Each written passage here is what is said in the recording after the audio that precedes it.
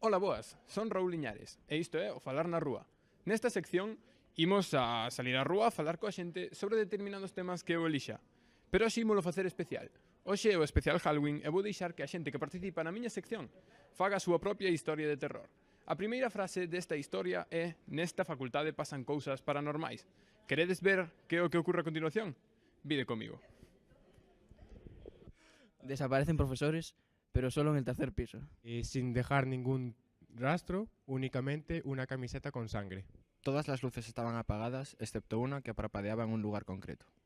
Se dirigió hacia ella, sigilosamente, para matar la curiosidad de por qué parpadeaba, pero... Se dio cuenta de que todo era un sueño. Pero en él había mucha realidad, ya que al despertar, realmente Martina estaba muerta. Inmediatamente se dispuso a llamar a la funeraria. En el contenedor de orgánicos ya no había sitio.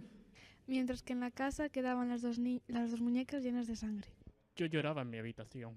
Entonces escuché por la ventana que gritaban mi nombre con más fuerza. Y salí para ver qué pasaba, pero no había nadie. De repente, de la nada más absoluta, salió Bertín Osborne. ¿Qué? ¿Bertín Osborne? Yo con el final me quedé igual. Nunha historia de medo de Halloween. Tal cual. Eu co final quedeime igual. O sea, tan pronto me dixo eso o último invitado, quedeime, madre mía, pero este é o final para unha historia. Bueno, pues efectivamente quedou ese final. E bueno, moitísimas gracias, Raúl. Moitísimas gracias por todo. Ata a semana que ven. Pois hasta a semana que ven, eso, xa veremos que é o que fago. Eso, vale. Graciñas. Grazas. Así que